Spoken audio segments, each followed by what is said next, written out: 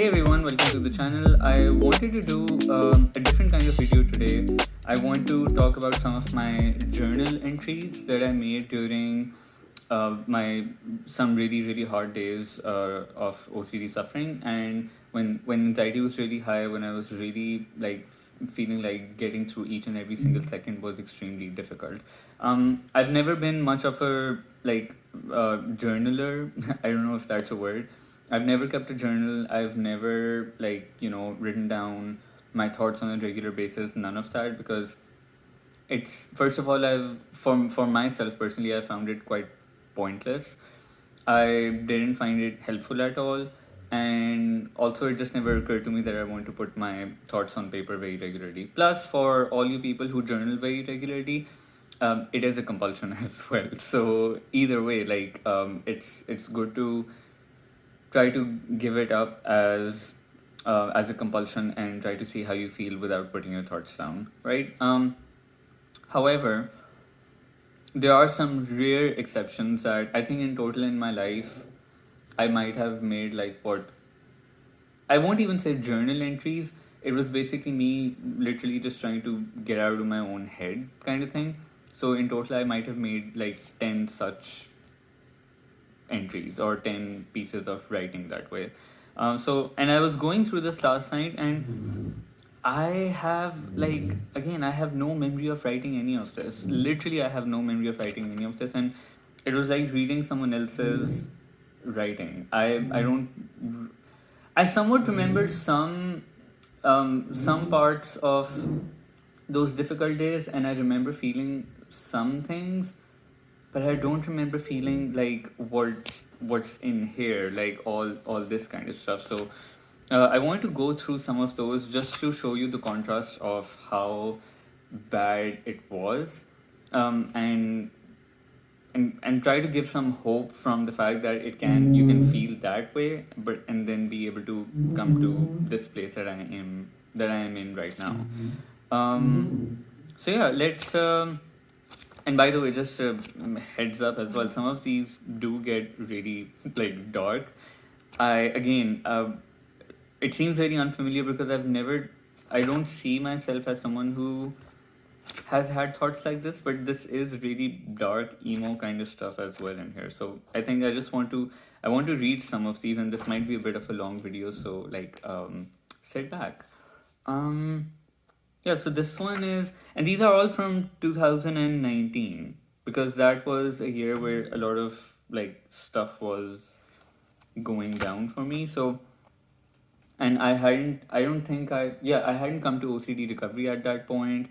I hadn't started any sessions. I hadn't like read Albert Ellis. I hadn't done any of that work yet. But so this was so this was literally like, but this is right before I started to do that work, because it was kind of like end of 2019, I believe, when I started to get into um, unconditional acceptance, reading Ellis's work, taking sessions with OCD recovery and things like that. So this is right before that time. This is the first one I've made. So it starts by saying, I'm sitting in my bed with absolutely no sound in my surrounding, yet I can still hear a ringing in my ears. I don't know how the sound is produced. It is a sound you hear when a gun is fired really close to your ear, and there's this high pitched, constant sound. Is this what's called the sound of silence? So much later, I figured out that I have tinnitus. Like that constant, even right now, that constant like "ee" sound that's going on in my ears is tinnitus. But I always thought that maybe that's what is referred to as the sound of silence. There's also like this big famous song called the sound of silence. So I assumed that's what it was. And I guess I don't know what like complete pitch silence, like pin drop silence sounds like or feels like. So, but yeah, that was there like since the beginning, I guess. A while ago, I was accommodating the thought of ending my life, just slowly putting my things aside, clearing my paths to maybe the bathroom and doing something. I don't know what, but something. And that's an odd frame of mind to be in for me, because I don't believe in taking my life. It's not how I want to go, but at least for the sake of the thought, it comforted me to know that I can shut the world out if I want. Again, I don't remember writing this, but damn, I guess I was not in a great place at all. Of course, I let the thought carry on. Who would find me in the morning? What would their reaction be?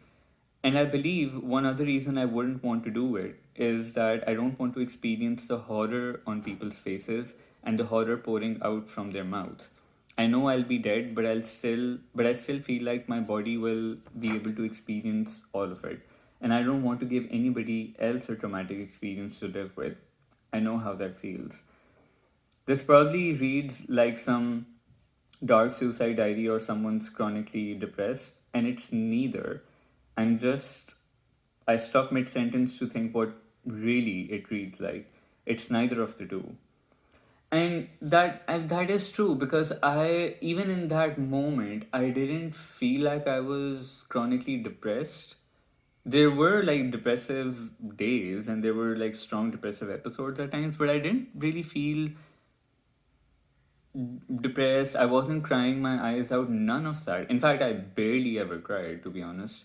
Um, but there wasn't any like there wasn't any strong emotion. I was pretty numb, and also even with having these thoughts, I was in some way, in a strange way, there was also just feeling just calm, just nothing much with having any of these thoughts or having any of these feelings.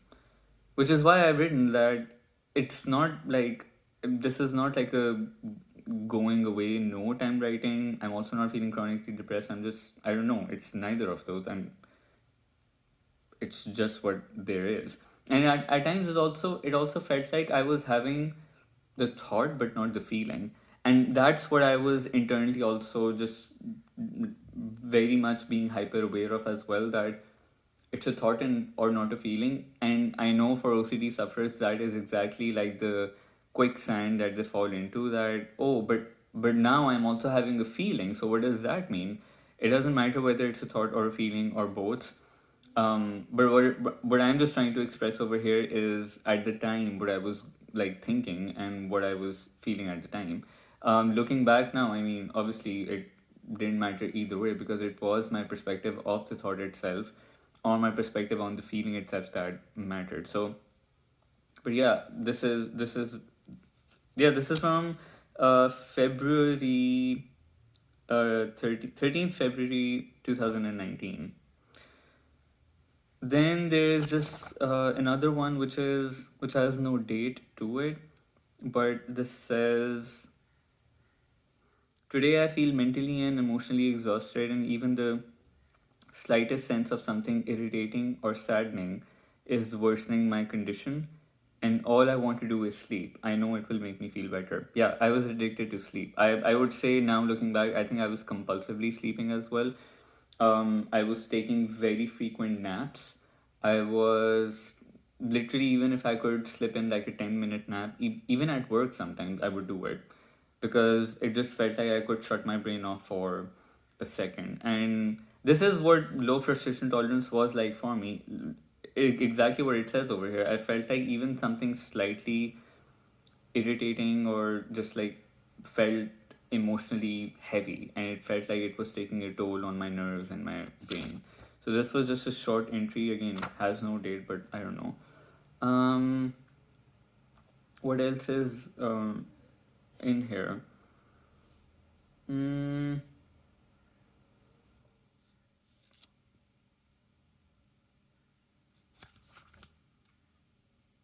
I think I can read this one as well. I'm also trying not to, because there's some entries that have some names and personal details that I don't want to mention, but this one is 15th February, so 2 days later. Everybody thinks about their deaths, not that it's inevitable, that too, but about the aftermath of their deaths. Who will cry and how much? It's a sadistically pleasing thought. It makes you want to actually die, almost as if you will be able to witness the aftermath, feel it, and smile at how devastated the people around you are. And I think, by the way, this is a common thing because I have had some conversations with people who have at times just fantasized about their funeral because it somehow like you can imagine that it garners a very strong response from people that you have died. People are crying, people are talking about you in a good way, they're remembering you, they want you there. So it gives you that sense of like, oh, and obviously this comes from a place of very very low self-esteem and thinking that people hate you, and thinking that the only thing that can make you feel completely reassured, and I was absolutely thirsty for reassurance 24/7. The only thing that can reassure you so fully and so permanently is your deaths. That's the place that this thought and almost this fantasy comes from. Um, yeah, I mean, this is there's more stuff here, but I think that's not that important. That's just like a ramble. Then this other one I came across that I really wanted to read out. This is, yeah, something else. Then there are some poems and doodles and like I don't know, because this was literally, and this is how I essentially use most of my. This is like a poem. This is how I use my basically notebooks and diaries. I just like doodle and write poems. That's the main thing. So this journal entries are very rare for me to ever. Okay, so this one is March 20th, 2019. I have felt joy leave my body. I no longer possess that insoluble. I don't know if that's the right word for here, but I no longer possess that insoluble drive and enthusiasm to indulge in any task or thought. I do not have it in me. Yeah, this is what, when I talk about demotivation, laziness, procrastination, I just did a video on that recently. This is what it was. I had absolutely zero drive and motivation to just do anything at all. Even I would be feeling hungry, I wouldn't get up to like go get something to eat for myself. It would just be like, yeah, fine. I mean, when I get to it, I get to it. It was that kind of thing. Just a complete lack of interest in life, doing daily tasks, even doing something for myself, um, which felt like ultimately very heavy as well. Okay, so these are some of the interesting ones that are about to come on because so there somewhere in the middle of 2019 I decided to come off of reassurance, and so these forthcoming entries that I'm about to read are from those couple of months where I literally stopped reaching out for reassurance. I stopped confessing, and like I literally just I went cold turkey on that because I was doing it so much and I saw how much I was getting addicted to it. And I wasn't even fully aware of the concept of like reassurance at the time, but I just knew I had to stop doing it because I felt horrible chasing it and just constantly trying to have it and have it and have it. So this is literally relationship OC, like I would say the most visceral form of relationship OCD thoughts that I've written down over here. And again, I was reading it and I was like, damn, like this is how intense I was feeling it. Like why am I like, why did I write this? How did I write this? I don't remember this, but I think, yeah, so I'll just start and then you can make the judgment call on that. This is, just let me give you the date. This is 26th March 2019. Yeah, that was the time where mid March was like, okay, I'm done with this kind of like reassurance seeking. But one thing I've realized today is that I'm creating flawed relationships once more in my life. One friendship overshadows all other friendships or relationships. Yeah, this is where I would become obsessed with one specific person and just want that to be there forever, permanently, and like it would supersede everything else. Because obviously, relationship OCD was acting, but at the time I didn't see it as relationship OCD with friendships or anything. It was just like, oh, I become obsessed with one person. It becomes a center, the pivot around which my routine revolves, and I overpower it with me and my persona. I put my sweat, blood, and tears so much so that I start drowning in the cocktail of my own liquids. And if I'm even unluckier, the other person will feel like they're drowning as well. And anything that threatens or destabilizes the equilibrium receives utter hatred, bitterness, and disdain from me. But that's also because I fear it the most. Perhaps because it is exactly what will break my sense of reality, which of course is not reality. It will break my delusion, my idealism that I've had since forever. This is so, like, I think there's no accurate way of saying it otherwise, because I've I was very well aware that the sense of friendship or relationship that I wanted to um, preserve in my memory and preserve in my mind was unrealistic and it was delusional. I knew that very well as well. So, and yet I was still trying to chase it and trying, and I wanted to achieve it. So this is, I think, there's no other better way of for me to say it over here. Um, I'm not sure where my idealism comes from, and perhaps identifying that is not of utmost immediacy right now. What's important is to understand that it's the very crystal that has made my brain. I look at the world from within its glimmer and shimmer, and while I've had big defining moments in my life where I've been able to look from outside its influence, it has somehow returned. Like when a substance settles at the bottom of a liquid, no matter how much you try to dissolve it, it has settled at the bottom again, visible, unbroken, and right there. The sad part is that I'm the one person in people's lives asking them to look within for answers to persisting ugly questions in their lives, and when it has come to my own self, in this moment, I'm so utterly afraid to do that, to look within. And find what? That after a few years of introspection, I'm still finding out about uglier parts in me, that I've been so flawed all along, that I have still a long, long way to go. It's tiring and terrorizing to think about that. So, this is basically what the internal cycle of constantly analyzing myself, my past, my feelings, my thoughts, my relationships felt like. It felt beyond at this point in 2019. I've been doing that for, like, I don't know, 5 6 years, and it felt agonizing at this point because I thought, how much more do I need to analyze things? And it kept feel like I kept thinking there was some piece of information from my past, from my emotional, mental analysis, my internal, like, brain mind map, whatever. There's something there that I'll find, and I will be able to finally unlock whatever it is that is causing this complete and utter overwhelming misery. And this is exactly how it was. It felt like, oh, I'm constantly looking within, but then it was like, am I just finding more and more and more flaws, and that's all? And how many more are there? So it was a never ending cycle, it was a never ending road. And obviously, it was extremely compulsive without me even knowing this was compulsive. I felt like this was the way to go. I felt like to find peace within myself and overcome anxiety, I had to look for answers within myself. So, yeah, terrorizing is the right word for it. Um,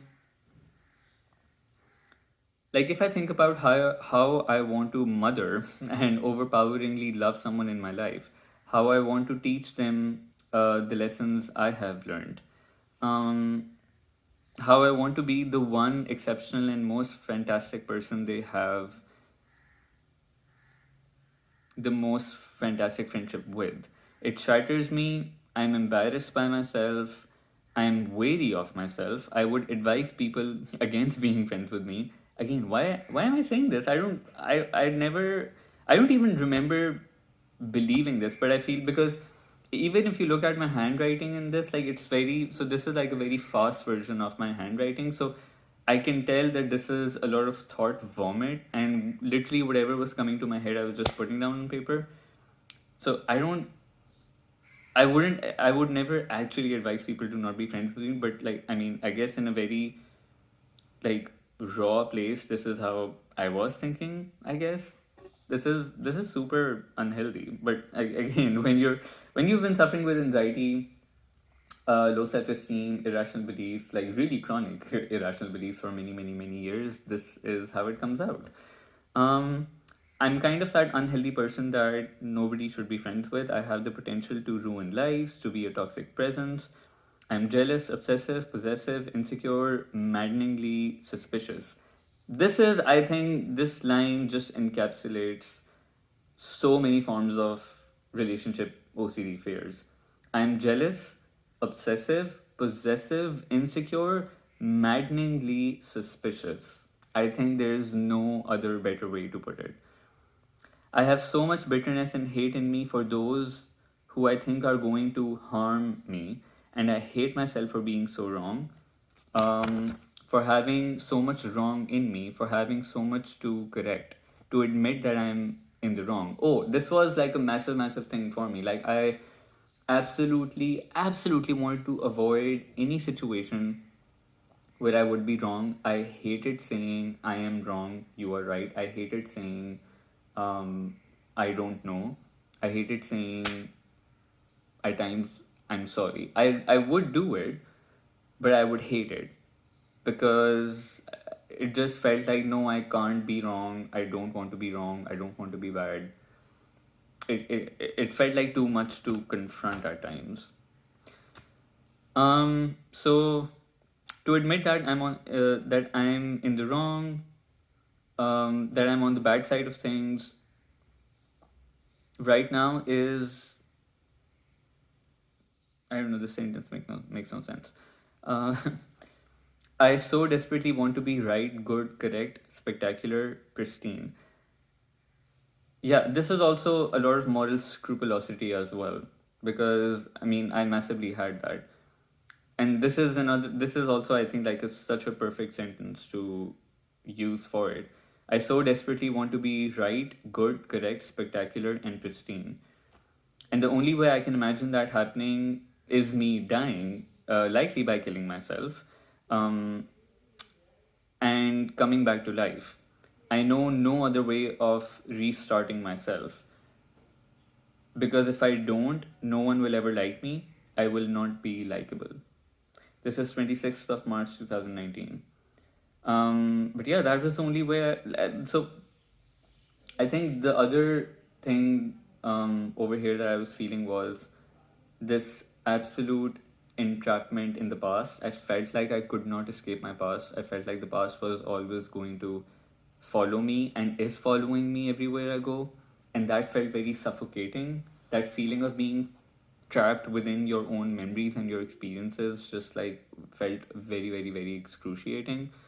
Um, and I constantly felt the need to have a clean slate. I constantly felt like that something needed to happen, or I needed some kind of miracle to clean my slate, and so I could start afresh as a new person.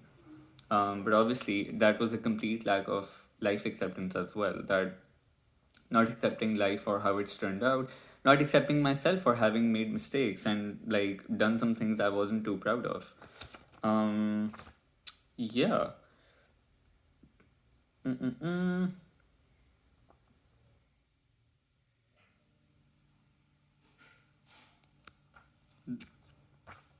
I'm just trying to look at again some more poems as well. I could narrate a poem as well, but I mean, I don't know if that's something people would want to hear.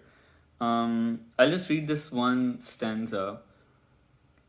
Someone asks me how I feel, and I feel like cold metal, solid and steely and empty. I think of how I feel, but I think of what I'm thinking, and I think of a long winding nerve that has been pulling at my senses since I can remember.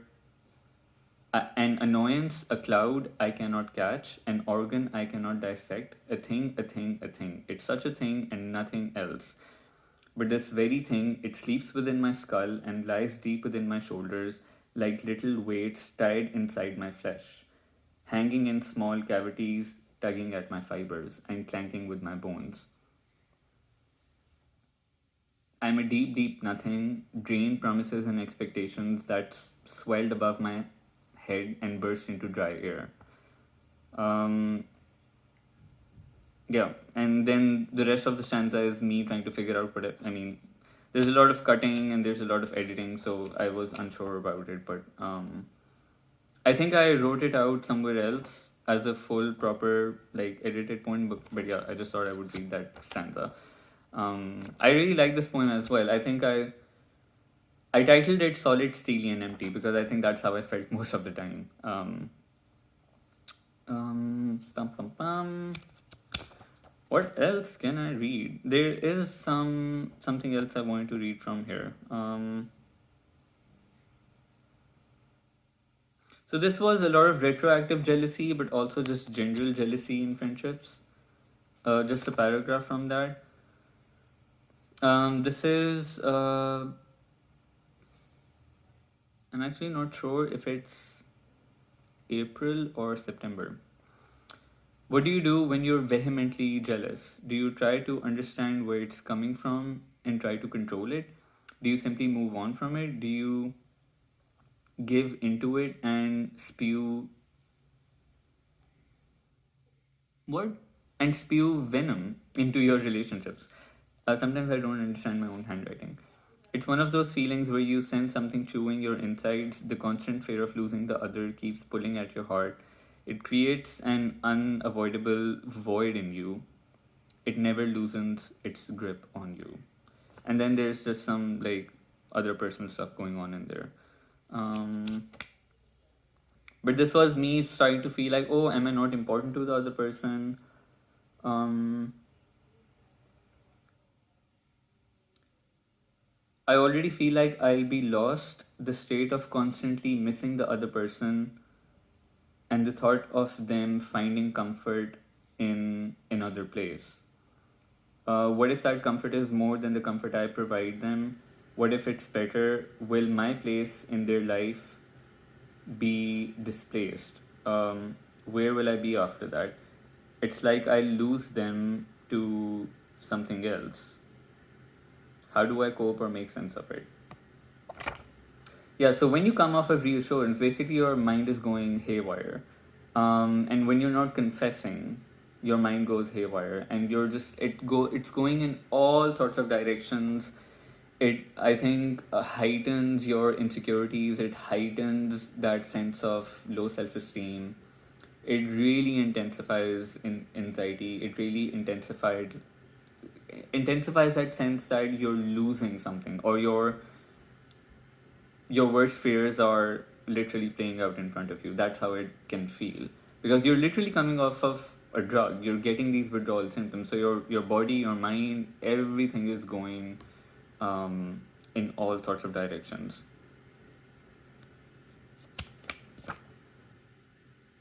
I just want there are not many. I just want to read, I think, two more.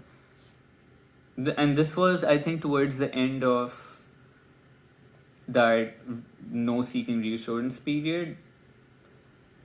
I think so. Yeah. I don't understand why is it so difficult for me to cry. I was saying I barely ever cried. Like it just never came to me. In fact, at times I wanted to, but I was just like, what is happening to me? Am I like in internal desert or something? I don't understand why is it so difficult for me to cry. I'm someone who has absolutely no lid on emotions, and yet they don't materialize into a cathartic weeping. I keep thinking that perhaps if I do cry, a lot of my internal convolutedness and torturous coils would undo themselves and leave me be. There's no other way to do it. When I imagine myself talking about something deeply emotional or doing or experiencing something that pulls at my guts, I well up. But when anything of the sort actually happens, it does not break me. I am a stone wall that does not weaken. Yeah, that's how it felt. And in a way, I think retrospectively, I think I'm glad I didn't have any like frequent big crying sessions, because I think I mean, it takes up a lot of energy, and we've talked about it on the channel as well. Like frequently, like letting out to cry can also become compulsive because it feels like, oh, I need.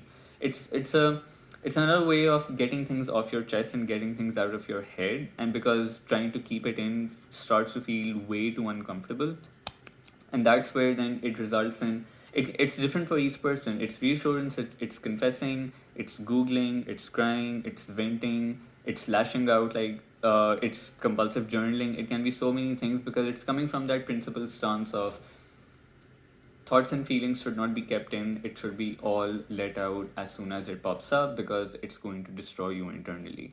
And I think that from a regular person perspective, sure, that obviously it's helpful to talk about things. That is essentially why the function is there. However, if you take it to another extreme, with especially like OCD sufferers, then it can be a um, completely different thing. Um,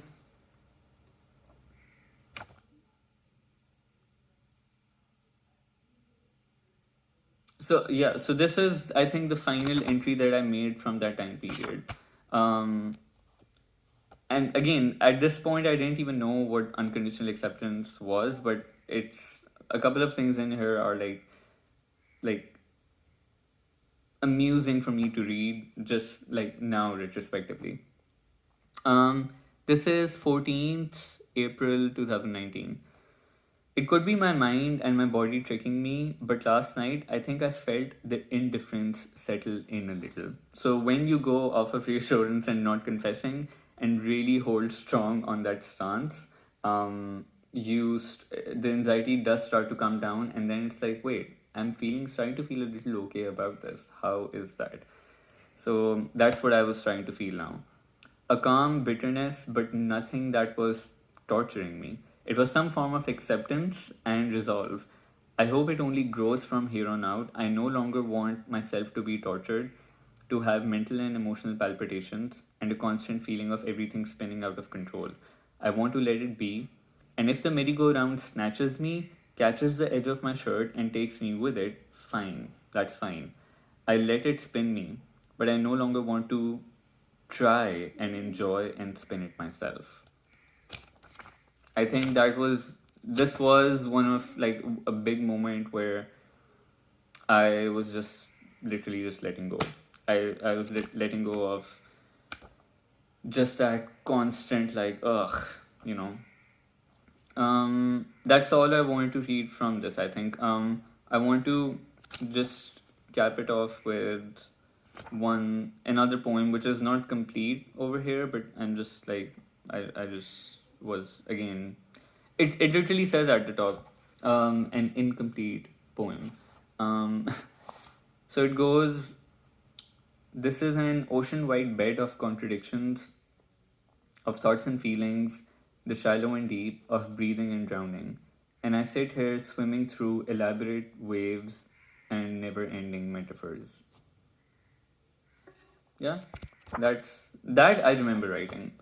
For some of my poems, I definitely um, remember like writing them down, because there's certain phrases and like lines that I write that do get that my brain automatically memorizes.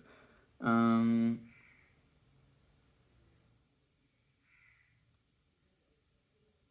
yeah, yeah. Then the rest of this is just like doodles and drawings and poems and this random shirt I made, this little, I don't know, this little poem that I wrote.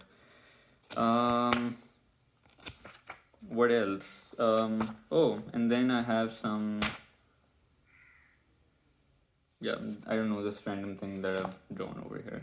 But yeah, that's basically, those are some, again, I don't have a lot of journal entries. I don't have any like, the I again, I also don't consider these as journal entries. I consider these as mainly like thought vomit, because sometimes I just felt like I really needed to. And especially during this period where I was coming off of like a reassurance seeking, it felt so excruciating, and therefore it resulted in these like dark, intense kind of like writings over here. So but I hope this gives you an insight into how the recovery journey can feel, and also see that I'm not someone who had it all together all this time, or that I always understood everything and had all my shit together. No, I didn't. Like, clearly I was unraveling at so many of those moments, and there was so much running through my head. It was a complete emotional and mental chaos with so many things. And the only way I just knew at the time was literally just trying little by little to survive each and every day. Um, But yeah, life is different now. I feel okay. I don't write any of anything like this anymore, and I don't. Again, I have. This is the strange thing. When I read this, I have absolutely no memory of writing any of this. I absolutely have. Like, there's so many things that I was reading. I was like, when did I even write this? When was I even thinking this? Like, I don't remember thinking this way. So it's still like, I mean, I came across this last night and I knew I had to speak about this on a video or something, because I think it's so important to talk about this and showcase like this side of the recovery journey as well. Um, but yeah, I don't know. I'm still kind of like, in the process of just reflecting on this and just thinking, oh wow, this was me. I think I had a slightly, not a different, but I think in my memory of myself, there's a certain omitted version that I have in my memory of myself. So this gives me a lot more insight, and I'm glad I have kept all, like, these random notebooks and whatnot, because even if I haven't made some like journal entries or something like that, I have like my poems. I have all my poems. Those also give me a really good idea of what I was going through or what mindset I had at the time. So definitely can feel like a portal into the past sometimes, and I'm glad I have all of that, because it just shows, like, the long way I've come. So I hope you, in that sense, enjoyed this video, but also through seeing some of my lower points, have also been able to find some hope that if you're feeling that way right now, if you're feeling like this right now, you can feel like this as well. You can be okay. There is hope. It takes time, it takes effort. At times, it can be excruciating, clearly, but it it's very, very possible. Difficult, but doable. Not impossible, but doable. Yeah, let me know what you think. If you have any questions, of course, pop them here. If you have any feedback, happy to hear it. And hope you have a good rest of the week or day, whatever it is. Bye.